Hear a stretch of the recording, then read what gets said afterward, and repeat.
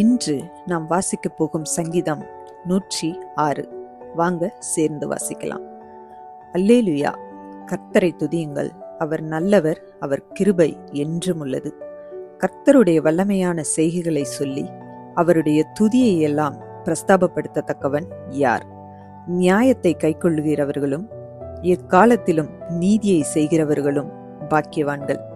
கர்த்தாவே, நீர் தெரிந்து கொண்டவர்களின் நன்மையை நான் கண்டு உம்முடைய ஜாதியின் மகிழ்ச்சியால் மகிழ்ந்து உம்முடைய சுதந்திரத்தோடே மேன்மை பாராட்டும்படிக்கு உம்முடைய ஜனங்களுக்கு நீர் பாராட்டும் கிருபையின்படி என்னை நினைத்து உம்முடைய இரட்சிப்பினால் என்னை சந்தித்தருளும். எங்கள் பிதாக்களோடும் கூட நாங்களும் பாவம் செய்து அக்கிரமம் நடப்பித்து ஆகாமியம் பண்ணினோம். எங்கள் பிதாக்கள் எகிப்திலே உம்முடைய அதிசயங்களை உணராமலும் உம்முடைய கிருபைகளின் திரட்சியை நினையாமலும் போய் சிவந்த சமுத்திர ஓரத்திலே கலகம் பண்ணினார்கள். ஆனாலும் அவர் தமது வல்லமையை வெளிப்படுத்தும்படி தம்முடைய நாமத்து நிமித்தம் அவர்களை இரட்சித்தார். அவர் சிவந்த சமுத்திரத்தை அதட்டினார், அது வற்றி போயிற்று. வெட்டாந்தரையிலே நடக்கிறது போல அவர்களை ஆழங்களில் நடந்து போக பண்ணினார். பகைஞன் கைக்கு அவர்களை விலக்கி இரட்சித்து சத்துருவின் கைக்கு அவர்களை விலக்கி மீட்டார். அவர்கள் சத்துருக்களை தண்ணீர்கள் மூடிக்கொண்டது, அவர்களில் ஒருவனும் மீந்திருக்கவில்லை. அப்பொழுது அவர்கள் அவருடைய வார்த்தைகளை விசுவாசித்து அவருடைய துதியை பாடினார்கள். ஆனாலும் சீக்கிரமாய் அவருடைய கிரியைகளை மறந்தார்கள். அவருடைய ஆலோசனைக்கு அவர்கள் காத்திராமல் வனாந்தரத்திலே இச்சையுள்ளவர்களாகி அவாந்தர வெளியிலே தேவனை பரீட்சை பார்த்தார்கள்.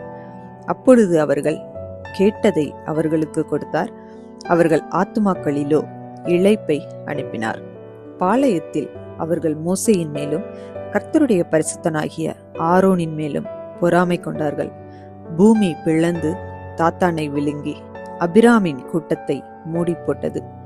அவர்கள் கூட்டத்தில் அக்கினி பற்றி எரிந்தது. அக்கினி ஜுவாலை துன்மார்க்கரை எரித்து போட்டது. அவர்கள் ஓரேபிலே ஒரு கன்றுக்குட்டியை உண்டாக்கி வார்ப்பிக்கப்பட்ட விக்கிரத்தை நமஸ்கரித்தார்கள். தங்கள் மகிமையை புல்லை தின்கிற மாட்டின் சாயலாக மாற்றினார்கள். எகிப்திலே பெரிய கிரியைகளையும் காமின் தேசத்திலே அதிசயங்களையும் சிவந்த சமுத்திர தண்டையிலே பயங்கரமானவைகளையும் செய்தவராகிய தங்கள் இரட்சகரான தேவனை மறந்தார்கள்.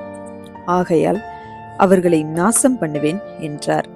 அப்பொழுது அவரால் தெரிந்து கொள்ளப்பட்ட மோசே அவர்களை அவர் அழிக்காதபடிக்கு அவருடைய உக்கிரத்தை ஆற்றும் பொருட்டு அவருக்கு முன்பாக திறப்பின் வாயிலே நின்றான்.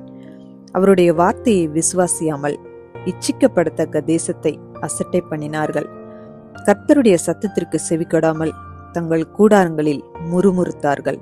அப்பொழுது அவர்கள் வனாந்தரத்திலே மடியவும் அவர்கள் சந்ததி ஜாதிகளுக்குள்ளே அழியவும் அவர்கள் பற்பல தேசங்களிலே சிதறடிக்கப்படவும் அவர்களுக்கு விரோதமாக தம்முடைய கையை எடுத்தார்.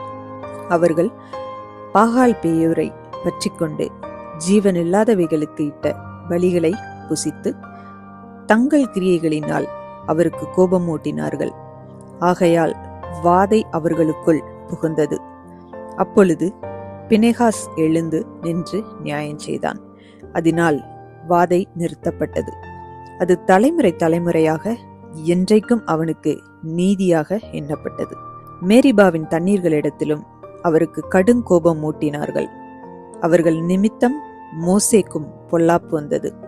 அவர்கள் அவன் ஆவியை விசனப்படுத்தினதினாலே தன் உதடுகளினால் பதறி பேசினான். கர்த்தர் தங்களுக்கு சொன்னபடி அவர்கள் அந்த ஜனங்களை அழிக்கவில்லை. ஜாதிகளுடனே கலந்து அவர்கள் கிரியைகளை கற்று அவர்களுடைய விக்கிரகங்களை சேவித்தார்கள். அவைகள் அவர்களுக்கு கண்ணியாயிற்று. அவர்கள் தங்கள் குமாரரையும் தங்கள் குமாரத்திகளையும் பிசாசுகளுக்கு பலியிட்டார்கள். அவர்கள் கானான் தேசத்து விக்கிரகங்களுக்கு பலியிட்டு தங்கள் குமாரர் குமாரத்திகளுடைய குற்றமில்லாத இரத்தத்தை சிந்தினார்கள். தேசம் இரத்தத்தால் தீட்டுப்பட்டது. அவர்கள் தங்கள் கிரியைகளினால் அசுத்தமாகி தங்கள் செய்கைகளினால் சோரம் போனார்கள். அதனால் கர்த்தருடைய கோபம் தமது ஜனத்தின் மேல் மூண்டது. அவர் தமது சுதந்திரத்தை அருவருத்தார். அவர்களை ஜாதிகளுடைய கையில் ஒப்பு கொடுத்தார். அவர்களுடைய பகைஞர் அவர்களை ஆண்டார்கள். அவர்களுடைய சத்துருக்கள் அவர்களை ஒடுக்கினார்கள். அவர்களுடைய கையின் கீழ் தாழ்த்தப்பட்டார்கள். அநேகந்தரம் அவர்களை விடுவித்தார். அவர்களோ தங்கள் யோசனையினால் அவருக்கு விரோதமாய் கலகம் பண்ணி தங்களுடைய அக்கிரமத்தினால் சிறுமைப்படுத்தப்பட்டார்கள். அவர்கள் கூப்பிடுதலை அவர் கேட்கும் போதோ அவர்களுக்கு உண்டான இடுக்கத்தை அவர் கண்ணோக்கி அவர்களுக்காக தமது உடன்படிக்கையை நினைத்து தமது மிகுந்த கிருபையின்படி மனஸ்தாபப்பட்டு அவர்களை சிறைப்பிடித்த யாவரும் அவர்களுக்கு இறங்கும்படி செய்தார்.